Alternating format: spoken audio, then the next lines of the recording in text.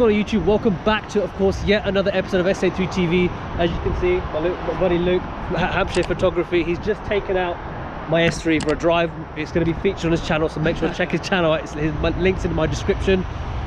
Pretty much, I just want to get a full-on reaction to see what he's like sitting in the S3 properly when I really rag it. As you guys know what I'm like driving. So let's get to it and stay tuned. As you know, like every video, I'm always going to make some sort of noise. So we are in a tunnel now. So valves open. It does make a big difference, mate. I'm actually worried about this.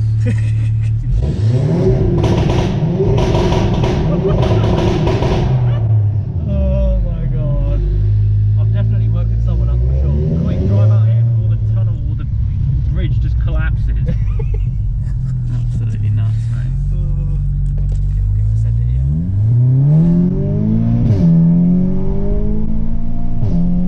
It does move.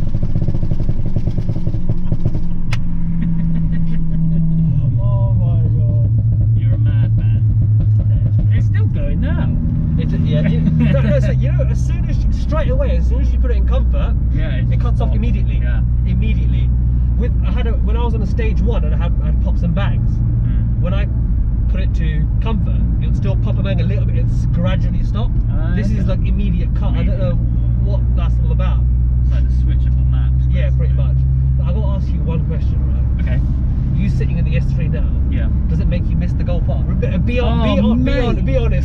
Do you think sitting in this now? Do you think, okay, all right, maybe next car, once you get your eventually you're going to sell the M140? Well, I might. I'm not selling the 140 yet because I've got still loads of stuff which I want to do to it. But I will always miss it because it was like my first proper like performance car. Yeah. And I love this platform. The 2-litre 4-cylinder. It's great. Absolutely great. Can't go wrong. I will own another one day. I actually drove a manual S3 fairly recently. That is a fun car. I saw that video. Very fun. I did see that video. That was a stage 2, isn't it? Or stage 1? That was stock, just with a straight pipe. My viewers would know when I straight pipe my car. So I got reported. I got reported, and cops ended up coming, and that's pretty much why, as you guys know, my diffuser is cut. Oh yeah. I had to put something in there before I get reported and fined £1,000. How can you? But realistically, how can you justify £1,000 for being antisocial? So I was like, true. It's ridiculous. It's absolutely ridiculous. Just take the whole exhaust off. Yeah, pretty much. Just literally have no exhaust. But I was shocked. I'll be honest with you. I wasn't expecting it to be that loud. It was like unbearable even for me, and I love my pops and bangs and you name it, I love it, but that was just way too much for me. I was like, oh shit, no, that's too, I couldn't. And plus as a daily, like when I took it for a test drive, I never said this in the video, so after the video, so when I was filming, right, as much as I was shouting and screaming and loving it, I did get a couple of people stick their finger at me while I was driving. Seriously? It was your first ever drive? No word of a lie. When I first started driving it, I was driving up the road. I got 2 people stick their finger at me. Yeah, I meant to say, I saw this really loud Audi S3, literally just got its exhaust on, absolute nonce. I had to put my finger up. No, honestly, mate, it was really. So I didn't drive it until I got it sorted. Yeah. It was that bad. I thought, okay, I can't do that. I cannot do that. And then obviously, like I said, once I got my exhaust on my Massini, it was perfect. It was on the dot. Except obviously, it's one hell of an exhaust. Yeah, I've experienced so many like straight pipe cars, and you can so easily make it sound tinny.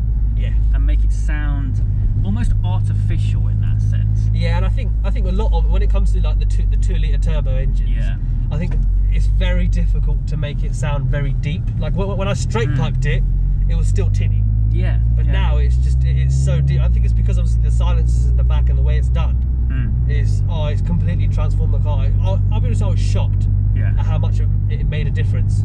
But because it's got the resonator in there at the moment, just as a temporary fix for now until I get the bigger silencers put in and my anti-drone pipe in there.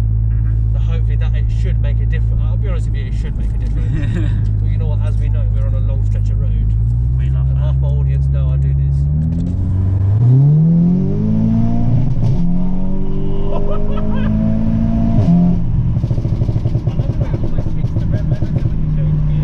It does.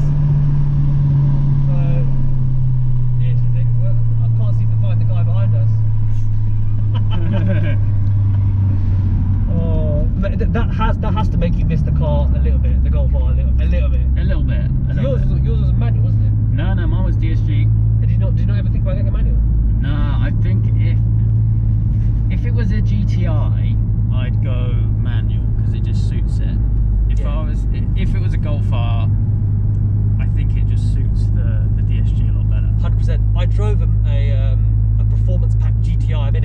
Yeah. I'll be honest with you. Okay, they're not fast, but they're a lot of fun. Yeah, I will say they're a lot of fun. I think the GTIs. You think GTR, the old Mark V GTR when it came out, it was amazing. Yeah. I used to own one, so I know, like, okay, it's got that feel. This person behind me seems to be getting up my arse for no reason. Skoda Yeti, what a beast! Is this a drag race though? Is this a drag race? No, he's gonna have you. You know they've got V8. Yeah, it's twin turbo V10 right there. You'll see how far it goes. Bye bye. That flame shakes the car.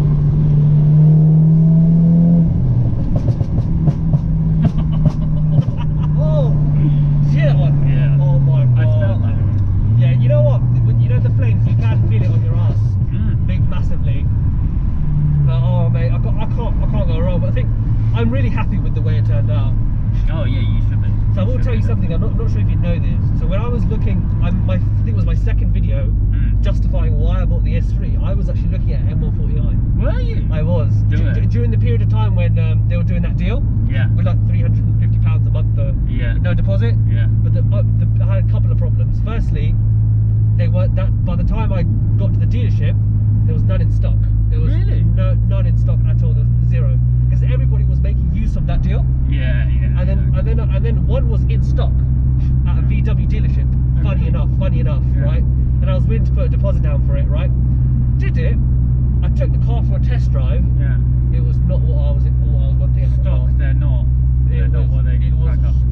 Not putting any sort of like offense to you or in general. Like, I'm not trying to be biased. Yeah. But stock, they don't do anything. They do absolutely. I was putting my foot down and I was still in the same place. And I bought it to modify, and I had that at the back of my mind. Like stock, they don't look that great. I don't really like the wheels, so I always knew that I was going to change everything. Yeah, that's the thing. So when I was looking for a car, like I said, I wasn't expecting to get a build my YouTube channel. I wasn't doing that. If I had an M140i now and I built my YouTube channel, it would most likely be at least 600 brake by now. No, knowing me, probably extremely loud. Yeah. But I think looking back now, I'm still happy with the choice I made with buying the S3. I think it was meant to be. I think the S3 was meant for me, because it was my dream car. And I thought, you know what? You got it. Yeah. I think I'm that type of person. Even my audience know that. If I'm going to do something, I'm going to do it properly. Yeah. And I think now looking back, I'm still quite happy with the choice I made. Yeah. And I think with these cars, you can do a lot to them if you know the right people and if you choose the right companies. Yeah. That's just my thinking. Obviously, as you know, we've come up to a tunnel here. Another one. Wait for it. I'm not even, my foot's not even on the pedal.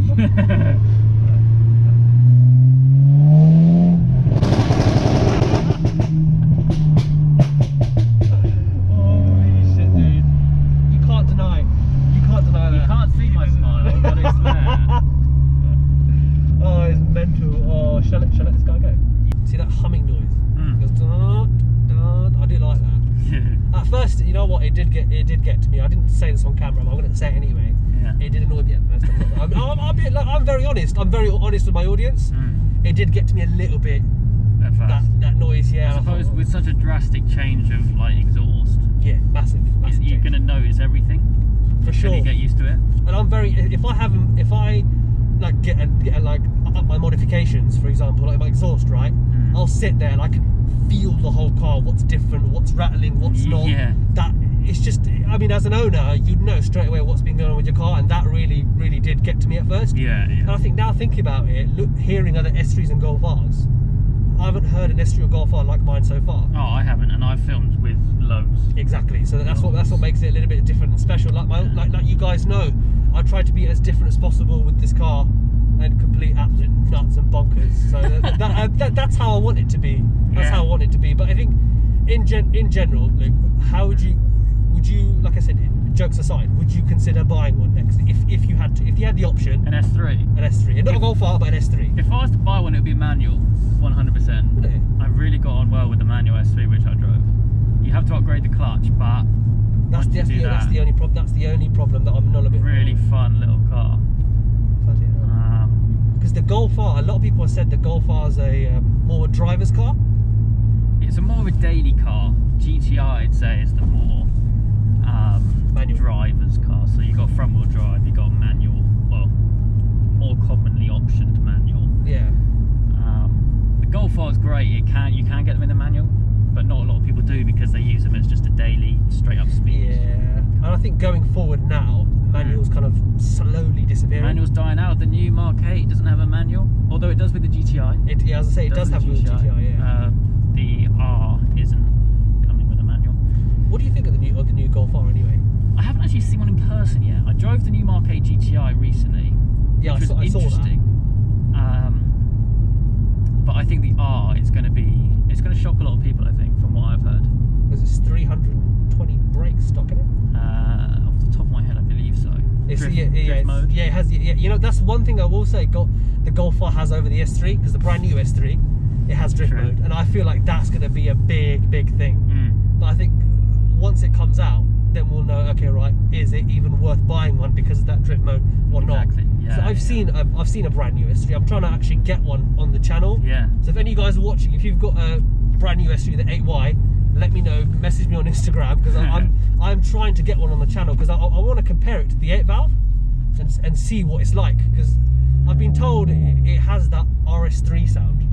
Okay. It does. A lot of people are saying that it's got that cabin noise of an RS3. Yeah. I want to hear that myself and be okay, right, is it louder than my screams when I'm ragging it, or is it not? That's the thing. So I want to see, right, is it really worth I mean, like I said, next I'm not going to go with an S3. Yeah. But is it worth? It might be. It might not, depending on, like I said, how the channel goes and stuff like that.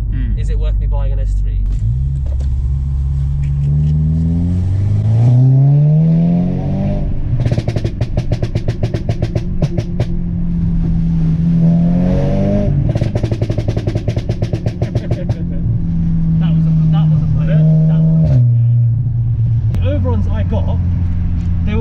It's only 3,000 RPM and above. It won't pop a bang under 3,000, and that's how to be honest with you, that wasn't the plan I was going for when I first said, yeah, I want flames that pops and bangs. He was like, I highly recommend it, and I can see why now. Yeah. It's under 3,000. If I've got my valves open in sport and I'm going under 3, like for example, I'm going to like a, I don't know, wherever, like a parking or whatever, I don't want it to constantly pop and bang. Yeah. And you're never going to go over 3,000 RPM when you're in like when you're about to park, are you? Yeah, exactly. So it's not, and sometimes I like to just drive in dynamic because it's fun. It's just me. I like everyone to look at me when I'm coming through. Yeah. So I think that's one thing I would recommend to anybody, is that, you know what, if you have there is something called too much pops and bangs. Yeah, no, it does exist. Definitely. And it is f***ing annoying. I'm not gonna lie. I won't beat that out, but it is annoying. So when I had stage 1 with pops and bangs, it did annoy me. Oh, really? I'll be honest with you, it did irritate me a little bit, and I thought, okay, right, it needs to stop now. It's becoming too much. Because the pops and bangs weren't as aggressive like they are now, but it was always happening in dynamic. Always, yeah. And even sometimes in comfort, which I didn't really seem to understand why. Probably just a crap map, I don't know. But I feel like it was a good feature that PSL did to my car. Yeah. Like I said, like you guys watch my videos, you know how much it's transformed my car completely. Luke, you know now for sure. Yeah, the map on this car is ridiculous. Yeah. I'm convinced I've taken the crown, for sure. I'm convinced I've taken the crown of maybe the UK's loudest S3 so far. I think so. It is loud. I'm not gonna lie. It does let alarms off, which is quite funny. Yeah. I did try it and I did get in trouble, but that's not the point. it was worth getting in trouble for. Yeah. It's one of those, but honestly, I couldn't fault it. But I think in terms of going forward, Luke, this is one thing I will want to ask you. With the M140i, do you think you're going to keep it for long? Yeah.